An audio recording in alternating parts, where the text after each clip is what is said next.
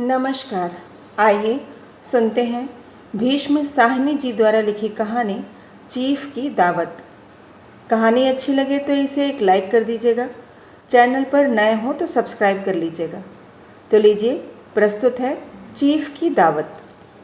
श्यामनाथ और उनकी धर्म पत्नी को पसीना पोंछने की फुर्सत न थी।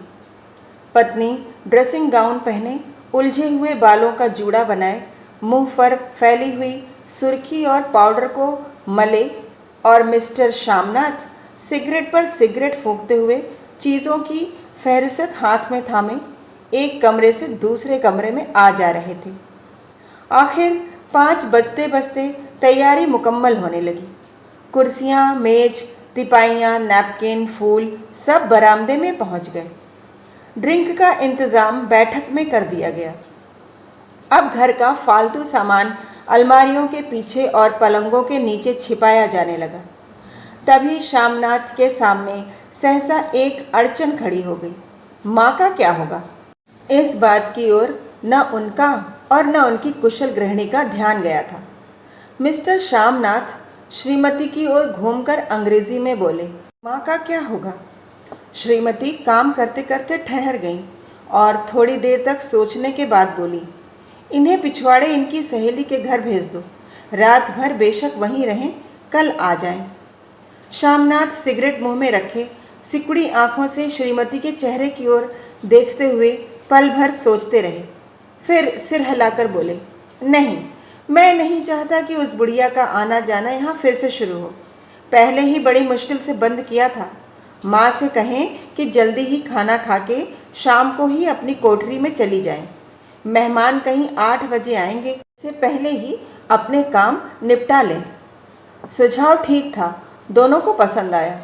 मगर फिर सहसा श्रीमती बोल उठी, जो वह सो गईं और नींद में खर्राटे लेने लगीं तो साथ ही तो बरामदा है जहां लोग खाना खाएंगे, तो इन्हें कह देंगे कि अंदर से दरवाज़ा बंद कर लें, मैं बाहर से ताला लगा दूंगा। या माँ को कह देता हूँ कि अंदर जाकर सोए नहीं, बैठी रहें। और क्या? और जो सो गई तो डिनर का क्या मालूम कब तक चले? 11 बजे तक तो तुम ड्रिंक ही करते रहते हो। श्यामनाथ कुछ खींच उठे, हाथ झटकते हुए बोले, अच्छी भली यह भाई के पास जा रही थी, तुमने यूं ही खुद अच्छा बनने के लिए बीच में टांग अड़ा दी। वाह, तुम माँ और बेटे की बातों में मैं क्यों बुरी बनूं? तुम जानो और वह जाने। मिस्टर श्यामनाथ चुप रहे। यह मौका बहस का न था, समस्या का हल ढूंढने का था। उन्होंने घूमकर माँ की कोठरी की ओर देखा। कोठरी का दरवाज़ा बरामदे में खुलता था। बरामदे की ओर देखते हुए झट से बोले, मैंने सोच लिया है, और उन्हीं कदमों माँ की कोठरी के बाहर जा खड़े हुए। माँ दीवार के साथ एक चौकी पर बैठी दुपट्टे में मुंह सिर लपेटे माला जप रही थी। सुबह से तैयारी होती देखते हुए माँ का भी दिल धड़क रहा था। बेटे के दफ्तर का बड़ा साहब घर पर आ रहा है, सारा काम सुबह से चल जाए। माँ, आज तुम खाना जल्दी खा लेना, मेहमान लोग 7:30 बजे आ जाएंगे। माँ ने धीरे से मुंह पर से दुपट्टा हटाया और बेटे को देखते हुए कहा, आज मुझे खाना नहीं खाना है बेटा, तुम तो जानते हो मांस मछली बने तो मैं कुछ नहीं खाती। जैसे भी हो अपने काम से जल्दी निपट लेना। अच्छा बेटा। और माँ, हम लोग पहले बैठक में बैठेंगे, उतनी देर तुम यहाँ बरामदे में बैठना, फिर जब हम यहाँ आ जाएं तो तुम गुसल खाने के रास्ते बैठक में चली जाना। माँ आवाक बेटे का चेहरा देखने लगी, फिर धीरे से बोली, अच्छा बेटा। और माँ, आज जल्दी सो नहीं जाना, तुम्हारे खर्राटों की आवाज़ दूर तक जाती है। माँ लज्जित सी आवाज़ में बोली, क्या करूँ बेटा, मेरे बस की बात नहीं है। जब से बीमारी से उठी हूँ, नाक से सांस नहीं ले सकती। मिस्टर श्यामनाथ ने इंतज़ाम तो कर दिया, फिर भी उनकी उधेड़ बुन खत्म नहीं हुई। जो चीफ अचानक उधर आ निकले तो 8-10 मेहमान होंगे, देसी अफसर, उनकी स्त्रियां होंगी, कोई भी गुसल खाने की तरफ जा सकता है। क्षोभ और क्रोध में वह झुंझलाने लगी। एक कुर्सी को उठाकर बरामदे में कोठरी के बाहर रखते हुए बोले, आओ माँ, इस पर ज़रा बैठो तो। माँ माला संभालती, पल्ला ठीक करती उठी और धीरे से कुर्सी पर आकर बैठ गई। यूँ नहीं माँ, टांगे ऊपर चढ़ाकर नहीं बैठते, यह खाट नहीं है। माँ ने टांगे नीचे उतार ली। और खुदा के वास्ते नंगे पाँव नहीं घूमना, ना ही वह खड़ाऊ पहनकर सामने आना। किसी दिन तुम्हारी यह खड़ाऊ उठाकर मैं बाहर फेंक दूंगा। माँ चुप रही। कपड़े कौन से पहनोगी माँ? जो है वही पहनूंगी बेटा, जो कहो पहन लूँ। मिस्टर श्यामनाथ सिगरेट मुंह में रखे फिर अधखुली आंखों से माँ की ओर देखने लगे और माँ के कपड़ों की सोचने लगे। श्यामनाथ हर बात में तरतीब चाहते थे। घर का सब संचालन उनके अपने हाथ में था। खूंटियाँ कमरों में कहाँ लगाई जाएं, बिस्तर कहाँ पर बिछे, किस रंग के पर्दे लगाए जाएं, श्रीमती कौन सी साड़ी पहने, मेज किस साइज की हो। श्यामनाथ को चिंता थी कि अगर चीफ के का साक्षात माँ से हो गया तो कहीं लज्जित नहीं होना पड़े। माँ को सिर से पांव तक देखते हुए बोले, तुम सफ़ेद कमीज और सफ़ेद सलवार पहन लो माँ, पहन के आओ तो ज़रा देखूं। माँ धीरे से उठी और अपनी कोठरी में कपड़े पहनने चली गई। यह माँ का झमेला ही रहेगा, उन्होंने अंग्रेजी में अपनी स्त्री से कहा। कोई ढंग की बात हो तो भी कोई कहे, अगर कहीं कोई उल्टी सीधी बात हो गई, चीफ को बुरा लगा तो सारा मज़ा जाता रहेगा। माँ सफ़ेद कमीज़ और सफ़ेद सलवार पहनकर बाहर निकली। छोटा सा कद, सफ़ेद कपड़ों में लिपटा, छोटा सा सूखा हुआ शरीर, धुंधली आँखें, केवल सिर के आधे झड़े हुए बाल पल्ले की ओट में छिप पाए थे। पहले से कुछ ही कम कुरूप नजर आ रही थी। चलो ठीक है, कोई चूड़ियाँ बूड़ियाँ हों तो वह भी पहन लो, कोई हर्ज नहीं। चूड़ियाँ कहाँ से लाऊं बेटा, तुम तो जानते हो सब जेवर तुम्हारी पढ़ाई में बिक गए। यह वाक्य श्यामनाथ को तीर की तरह लगा। तिनक कर बोले, यह कौन सा राग छेड़ दिया माँ? सीधा कह दो नहीं है जेवर, बस इससे पढ़ाई वढ़ाई का क्या ताल्लुक है। जो जेवर बिका तो कुछ बनकर ही आया हूँ, निरा लंडूरा तो नहीं लौट आया। जितना दिया था उससे दुगना ले लेना। मेरी जीभ जल जाए बेटा, तुमसे जेवर लूँगी, मेरे मुँह से यही निकल गया। जो होते तो लाख बार पहनती। 5:30 बज चुके थे। अभी मिस्टर श्यामनाथ को खुद भी नहा धोकर तैयार होना था। श्रीमती कब की अपने कमरे में जा चुकी थी। श्यामनाथ जाते हुए एक बार फिर माँ को हिदायत करते गए, माँ रोज़ की तरह गुमसुम बन के नहीं बैठी रहना। अगर साहब इधर आ निकले और कोई बात पूछे तो ठीक तरह से बात का जवाब देना। मैं न पढ़ी न लिखी बेटा, मैं क्या बात करूँगी। तुम कह देना माँ अनपढ़ है, कुछ जानती समझती नहीं, वह नहीं पूछेगा। 7 बजते बजते माँ का दिल धक धक करने लगा। अगर चीफ सामने आ गया और उसने कुछ पूछा तो वह क्या जवाब देंगी। अंग्रेज़ को तो दूर से ही देखकर घबरा उठती थी, यह तो अमरीकी है, ना मालूम क्या पूछे, मैं क्या कहूँगी। माँ का जी चाहा कि चुपचाप पिछवाड़े विधवा सहेली के घर चली जाए, मगर बेटे के हुक्म को कैसे टाल सकती थी। चुपचाप कुर्सी पर से टांगे लटकाए वहीं बैठी रही। एक कामयाब पार्टी वह है जिसमें ड्रिंक कामयाबी से चल जाए। श्यामनाथ की पार्टी सफलता के शिखर चूमने लगी। वार्तालाप उसी रौ में बह रहा था जिस रौ में गिलास भरे जा रहे थे। कहीं कोई रुकावट न थी, न कोई अड़चन थी। साहब को विस्की पसंद आई थी, मेम साहब को पर्दे पसंद आए थे, सोफ़ा कवर का डिज़ाइन पसंद आया था, कमरे की सजावट पसंद आई थी। इससे बढ़कर क्या चाहिए। साहब तो ड्रिंक के दूसरे दौर में ही चुटकुले और कहानियाँ कहने लग गए थे। दफ्तर में जितना रोब रखते थे, यहाँ पर उतने ही दोस्त परवर हो रहे थे।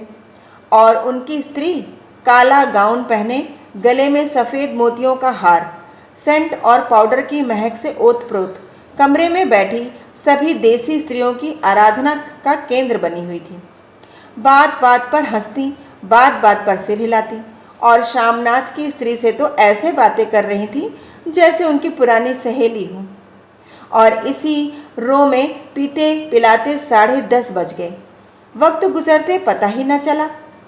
आखिर सब लोग अपने अपने गिलासों में से आखिरी घूंट पीकर खाना खाने के लिए उठे और बैठक से बाहर निकले। आगे आगे शामनाथ रास्ता दिखाते हुए पीछे चीफ और दूसरे मेहमान बरामदे में पहुंचते ही शामनाथ सहसा ठिठक गए। जो दृश्य उन्होंने देखा उससे उनकी टांगें लड़खड़ा गईं और क्षण भर में सारा नशा हिरन होने लगा। बरामदे में ऐन कोठरी के बाहर माँ अपनी कुर्सी पर ज्यों की त्यों बैठी थी, मगर दोनों पांव कुर्सी की सीट पर रखे हुए और सिर दाएं से बाएं और बाएं से दाएं झूल रहा था और मुंह में से लगातार गहरे खर्राटों की आवाज़ें आ रही थीं। जब सिर कुछ देर के लिए टेढ़ा होकर एक तरफ हो थम जाता तो खर्राटे और भी गहरे हो उठते और फिर जब झटके से नींद टूटती तो सिर फिर दाएं से बाएं झूलने लगता। पल्ला सिर पर से खिसक आया था और माँ के झरे हुए बाल आधे गंजे सिर पर अस्त व्यस्त बिखर रहे थे। देखते ही शामनाथ क्रुद्ध हो उठे। जी चाहा कि माँ को धक्का देकर उठा दें और उन्हें कोठरी में ढकेल दें, मगर ऐसा करना संभव न था। चीफ और बाकी मेहमान पास खड़े थे। माँ को देखते ही देसी अफसरों की कुछ स्त्रियां हंस दी कि इतने में चीफ ने धीरे से कहा, पुअर डियर। माँ हड़बड़ा के उठ बैठी। सामने खड़े इतने लोगों को देखकर ऐसी घबराई कि कुछ कहते न बना। झट से पल्ला सिर पर रखती हुई खड़ी हो गई और ज़मीन को देखने लगी। उनके पांव लड़खड़ाने लगे और हाथों की उंगलियां थर थर कांपने लगीं। माँ, तुम जाके सो जाओ। तुम क्यों इतनी देर तक जाग रही थी? और खिसियाई हुई नज़रों से शामनाथ चीफ के मुंह की ओर देखने लगे। चीफ के चेहरे पर मुस्कुराहट थी। वह वहीं खड़े खड़े बोले, नमस्ते। माँ ने झिझकते हुए अपने में सिमटते हुए दोनों हाथ जोड़े, मगर एक हाथ दुपट्टे के अंदर माला को पकड़े हुए था, दूसरा बाहर। ठीक तरह से नमस्ते भी न कर पाई। शामनाथ इस पर भी खिन्न उठे। इतने में चीफ ने अपना दायां हाथ मिलाने के लिए माँ के आगे किया। माँ और भी घबरा उठी। माँ, हाथ मिलाओ। पर हाथ कैसे मिलाती? दाएं हाथ में तो माला थी। घबराहट से माँ ने बायां हाथ ही साहब के दाएं हाथ में रख दिया। शामनाथ दिल ही दिल में जल उठे। देसी अफसरों की स्त्रियां खिलखिलाकर हंस पड़ी। यूँ नहीं माँ, तुम तो जानती हो दायां हाथ मिलाया जाता है। दायां हाथ मिलाओ। मगर तब तक चीफ माँ का बायां हाथ ही बार बार हिलाकर कह रहे थे, हाउ डू यू डू? कहो माँ, मैं ठीक हूँ, खैरियत से हूँ। माँ कुछ बड़बड़ाई। माँ कहती हैं, मैं ठीक हूँ। कहो माँ, हाउ डू यू डू? माँ धीरे से सकुचाते हुए बोली, हाउ डू डू। एक बार फिर कहा उठा। वातावरण हल्का होने लगा। साहब ने स्थिति संभाल ली थी। लोग हंसने चहकने लगे थे। शामनाथ के मन का क्षोभ भी कुछ कुछ कम होने लगा था। साहब अपने हाथ में माँ का हाथ अब भी पकड़े हुए थे और माँ सिकुड़ी जा रही थी। साहब के मुंह से शराब की बू आ रही थी। शामनाथ अंग्रेजी में बोले, मेरी माँ गांव की रहने वाली हैं, उम्र भर गांव में रही हैं, इसलिए आपसे लजाती हैं। साहब इस पर खुश नजर आए। बोले, सच, मुझे गांव के लोग बहुत पसंद हैं। तब तो तुम्हारी माँ गांव के गीत और नाच भी जानती होंगी। चीफ खुशी से सिर हिलाते हुए माँ को टिकटिकी बांधे देखने लगे। माँ, साहब कहते हैं कोई गाना सुनाओ। कोई पुराना गीत तुम्हें तो कितने ही याद होंगे। माँ धीरे से बोली, मैं क्या गाऊंगी बेटा, मैंने कब गाया है। वाह माँ, मेहमान का कहा भी कोई टालता है। साहब ने इतना रीझ से कहा है, नहीं गाओगी तो साहब बुरा मानेंगे। मैं क्या गाऊं बेटा, मुझे क्या आता है। वाह, कोई बढ़िया टप्पे सुना दो, 2 पत्तर अनारा दें। 2 पत्रा अनरा दें। देसी अफसर और उनकी स्त्रियों ने इस सुझाव पर तालियां पीटी। माँ कभी दीन दृष्टि से बेटे के चेहरे को देखती, कभी पास खड़ी बहू के चेहरे को। इतने में बेटे ने गंभीर आदेश भरे लहजे में कहा, माँ। इसके बाद हाँ या ना सवाल ही ना उठता था। माँ बैठ गईं और क्षीण दुर्बल लरसती आवाज़ में एक पुराना विवाह का गीत गाने लगी। हरियाणी माए, हरियाणी बहनें, हरियते भागी भरिया है। देसी स्त्रियां खिलखिला के हंस उठी। 3 पंक्तियां गा के माँ चुप हो गई। बरामदा तालियों से गूंज उठा। साहब तालियां पीटना बंद ही न करते थे। शामनाथ की खीस प्रसन्नता और गर्व में बदल उठी थी। माँ ने पार्टी में नया रंग भर दिया था। तालियां थमने पर साहब बोले, पंजाब के गांवों की दस्तकारी क्या है? शामनाथ खुशी में झूम रहे थे। बोले ओह बहुत कुछ साहब। मैं आपको एक सेट उन चीज़ों का भेंट करूंगा। आप उन्हें देखकर खुश होंगे। मगर साहब ने सिर हिलाकर अंग्रेजी में फिर पूछा, नहीं, मैं दुकानों की चीज़ नहीं मांगता। पंजाबियों के घरों में क्या बनता है? औरतें खुद क्या बनाती हैं? शामनाथ कुछ सोचते हुए बोले, लड़कियां गुड़िया बनाती हैं और फुलकारियां बनाती हैं। फुलकारी क्या? शामनाथ फुलकारी का मतलब समझाने की असफल चेष्टा करने के बाद माँ को बोले, क्यों माँ, कोई पुरानी फुलकारी घर में है? माँ चुपचाप अंदर गईं और अपनी पुरानी फुलकारी उठा लाई। साहब बड़ी रुचि से फुलकारी देखने लगे। पुरानी फुलकारी थी, जगह जगह से उसके तागे टूट रहे थे और कपड़ा फटने लगा था। साहब की रुचि को देखकर शामनाथ बोले, यह फटी हुई है साहब, मैं आपको नई बनवा दूंगा। माँ बना देंगी? क्यों माँ, साहब को फुलकारी बहुत पसंद है। इन्हें ऐसी एक फुलकारी बना दोगी ना? माँ चुप रही, फिर डरते डरते धीरे से बोली, अब मेरी नज़र कहाँ है बेटा, बूढ़ी आंखें क्या देखेंगी? मगर माँ का वाक्य बीच में ही तोड़ते हुए शामनाथ साहब को बोले, वह ज़रूर बना देंगी, आप उसे देखकर खुश होंगे। साहब ने सिर हिलाया, धन्यवाद किया और हल्के हल्के झूमते हुए खाने की मेज़ की ओर बढ़ गए। बाकी मेहमान भी उनके पीछे पीछे हो लिए। जब मेहमान बैठ गए और माँ पर से सबकी आंखें हट गईं, तो माँ धीरे से कुर्सी पर से उठी और सबसे नज़रें बचाती हुई अपनी कोठरी में चली गई। मगर कोठरी में बैठने की देर थी कि आंखों में छल छल आंसू बहने लगे। वह दुपट्टे से बार बार उन्हें पोंछती, पर वह बार बार उमड़ आते, जैसे बरसों का बांध तोड़कर उमड़ आए हों। माँ ने बहुतेरा दिल को समझाया, हाथ जोड़े, भगवान का नाम लिया, बेटे के चिराए होने की प्रार्थना की, बार बार आंखें बंद की, मगर आंसू बरसात के पानी की तरह जैसे थमने में ही ना आते थे। आधी रात का वक्त होगा। मेहमान खाना खाकर एक एक करके जा चुके थे। माँ दीवार से सटकर बैठी आंखें फाड़े दीवार को देखे जा रही थी। घर के वातावरण में तनाव ढीला पड़ चुका था। मोहल्ले की निस्तब्धता शामनाथ के घर भी छा चुकी थी। केवल रसोई में प्लेटों के खनखने की आवाज़ आ रही थी। तभी सहसा माँ की कोठरी का दरवाज़ा ज़ोर से खटकने लगा। माँ, दरवाज़ा खोलो। माँ का दिल बैठ गया। हड़बड़ाकर उठ बैठी। क्या मुझसे फिर कोई भूल हो गई? माँ कितनी देर से अपने आप को कोस रही थी कि क्यों उन्हें नींद आ गई, क्यों वह ऊँघने लगी। क्या बेटे ने अभी तक क्षमा नहीं किया? माँ उठी और कांपते हाथों से दरवाज़ा खोल दिया। दरवाज़ा खुलते ही शामनाथ झूमते हुए आगे बढ़ाए और माँ को आलिंगन में भर लिया। ओ अम्मी, तुमने तो आज रंग ला दिया। साहब तुमसे इतना खुश हुआ कि क्या कहूँ। ओ अम्मी, अम्मी। माँ की छोटी सी काया सिमट कर बेटे के आलिंगन में छिप गई। माँ की आंखों में फिर आंसू आ गए। उन्हें पोंछती हुई धीरे से बोली, बेटा तुम मुझे हरिद्वार भेज दो, मैं कब से कह रही हूँ। शामनाथ का झूमना सहसा बंद हो गया और उनकी पेशानी पर फिर तनाव के बल पड़ने लगे। उनकी बाहें माँ के शरीर पर से हट आईं। क्या कहा माँ? यह कौन सा राग तुमने फिर छेड़ दिया? शामनाथ का क्रोध बढ़ने लगा था। बोलते गए, तुम मुझे बदनाम करना चाहती हो ताकि दुनिया कहे कि बेटा माँ को अपने पास नहीं रख सकता? नहीं बेटा, अब तुम अपनी बहू के साथ जैसा मन चाहे रहो। मैंने अपना खा पहन लिया, अब यहाँ क्या करूँगी? जो थोड़े दिन जिंदगानी के बाकी हैं, भगवान का नाम लूँगी।